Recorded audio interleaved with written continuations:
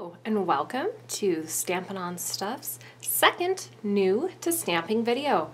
Today we're going to be talking about the ink pad, some of the features and benefits, the stamps themselves, some of the features and benefits, and how to use these two things together to get beautiful crisp images every time.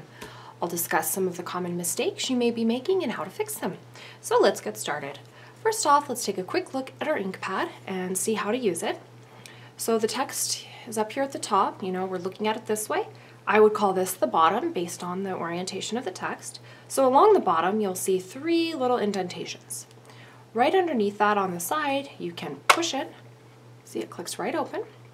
And then you can flip this open. There are two little kind of tabs sticking off the sides that can be a handy place to grab if you so choose. Flip it open, slide it into place till it locks. I'll do that one more time for you. So I'm just going to push it, flip it, click it, all set. It feels a little awkward the first times you do it, but with a little bit of practice it becomes very, very easy to do. One thing I love about our ink pads, not that long ago Stampin' Up! Changed to a foam pad that has a little bit more give. The previous design of Stampin' Up! Ink pad and many other brands of ink pads have a firmer top with lines kind of going across it. In most cases, it did work fine. However, there were a couple issues I had.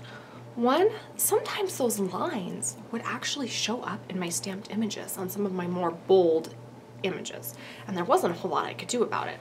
The other problem I was having is that sometimes I would really have to whack my stamp into the ink pad to get it covered. It was just so firm and there was no give. I find it's much easier to use this ink pad. I get beautiful even coverage with much less effort. So I really love this design and I hope you will too.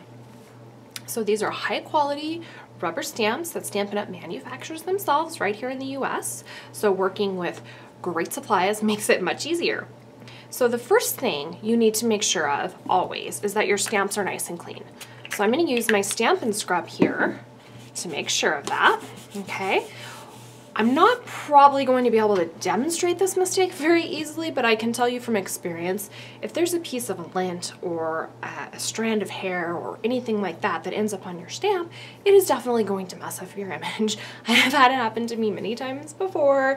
So yes, don't stamp with your hair. It won't look pretty. Ask me how I know. So one common mistake I'm going to demonstrate right now that can happen, especially with these really nice pads you don't have to put too much pressure in, is you can over ink your stamps. Let me show you what that looks like. So if I push in way too hard, I have inked every little bit of this stamp, even the parts on the edge that aren't ever meant to see ink. They're just a little bit of extra rubber to help stabilize you while you're stamping. So if you were to be perfectly careful and stamp straight down and straight up, you could probably get away with it. But if you're not perfectly careful with all that extra ink on there, you can absolutely end up with something like that. See, I got this weird little edge just on part of it. Very, very rarely will it evenly show up on the whole thing, and it just doesn't look right, and it's just that extra ink. We can avoid that by not over inking the stamp. So let me go ahead and clean this up and let me show you a more appropriate inking technique, okay? So, like I said, these pads are easy to ink with. You don't need to use a lot of pressure. You gently tap your stamp to the pad, and I always turn it over and check. You know, once in a while there's a spot that didn't ink as well or it's not quite done yet, so by turning it over before I take it to the paper, I can clearly see if it's ready for use. This time, the part of the image that's supposed to be inked is, and then this border around the sides that's lower, that's not supposed to see ink, isn't inked. It's just the way it should be. So now we're just going to use a simple down and up. See? Perfect. Okay? So I'm going to clean that again. And now I'm going to show you another mistake you might be making. So let's talk about movement when stamping. Okay, so we can still ink it really well. That first step can be done correctly. But if you slide your stamp while you're stamping it, you won't get a nice crisp impression. So what we've got going on here, we've basically taken the ink and drug it through parts of the stamp that were supposed to be nice bright white. They're no longer that way. I also have this weird little fuzzy thing kind of going on at the bottom. it's just not very pretty. I don't know what else to say. And the cause of that is that my stamp slid as I was stamping it, okay? So the cure for that, same thing, just proper technique. So we're gonna ink it correctly again. And you wanna be careful not to slide your stamp. You can do a tiny bit of what I like to call rocking. If the stamp stays in the same position and you kind of move the pressure a little, that should be all right, but if you slide it, you're in trouble. See, so there's my nice crisp image without the slide. So you see twice now when I've said, hey, I'm going to make a crisp image, I've been able to do it.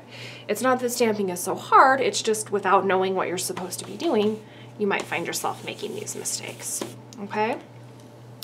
Now, another thing I want to talk about is uneven pressure, okay? Once again, we've already discussed proper inking techniques, so we will do that correctly. So if I'm going to stamp this down, and I only push down on this part of the stamp and lift back up, oh gosh, part of my stamped image is missing. And when I look here, all that ink is right there. Obviously, it was ready for me to stamp with.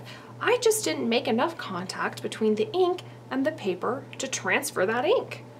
Okay, so it wasn't an inking problem, it was the stamping itself. All right. So if we do that again, with more even pressure, it comes out really well. The other thing I want to say real quickly, you can sometimes get a splotch if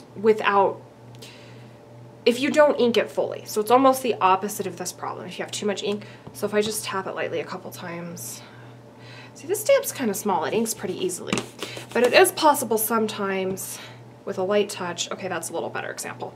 All right, so see, it's kind of splotchy. I don't have like really even ink coverage. And so when I stamp it down, it's kind of splotchy, right? So same thing, proper inking technique is important.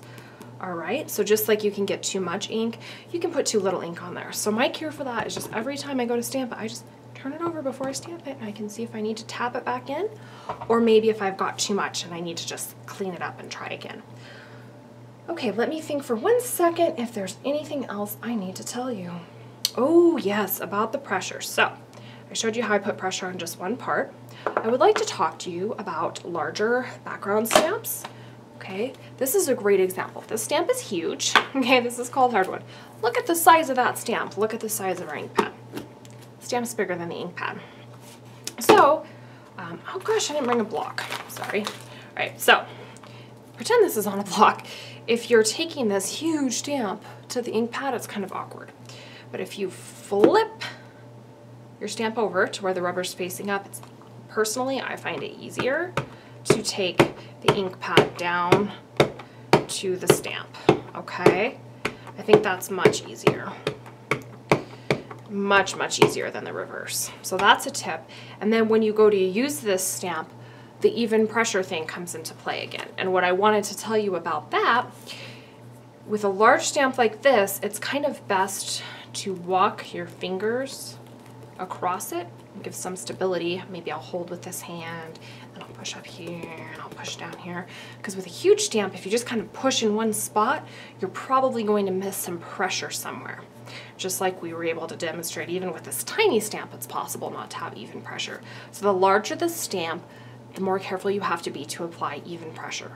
When you use really teeny tiny little stamps, you actually have to be a little careful not to apply too much pressure, because that little delicate stamp can be pushed so hard into the paper that it kind of smashes it, and you'll get like feathering and weird little extras, almost similar to the effect of the dragging here. So really what it comes down to is just a little bit of practice.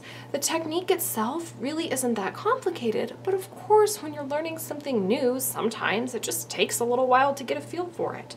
One thing that can be really great to have on hand is Stampin' Up's grid paper here. It's pretty affordable and you get a whole bunch of this stuff. Nice big sheet to work on. You've even got measurements and things that are handy. You can doodle on it. But what I'm mentioning it for now is that you can practice stamping all over this. So you can have your nice card here that you're working on, your project you don't want to make a mistake on, and you can practice inking and stamping off to the side on your grid paper so that you get a feel for that stamp and make sure it's coming out nicely before you put it on your beautiful project. And then when this piece is all goobered up and you just can't stand looking at it anymore because it's such a mess, you just tear this off and there's a clean sheet underneath. You get tons. It's really, really a nice thing to have, especially for beginning stampers that might like that extra practice surface. The only other thing I would tell you to troubleshoot your stamping is sometimes if you're using inferior quality products, it might not be your stamping. Some inks are not as great of quality, and some stamps certainly are not very good quality. Some of them simply don't hold ink very well. So if you have tried all of this and you are still struggling with your stamped images, it might be your products. So it's a great time to let you know how great the quality of Stampin' Up! Is.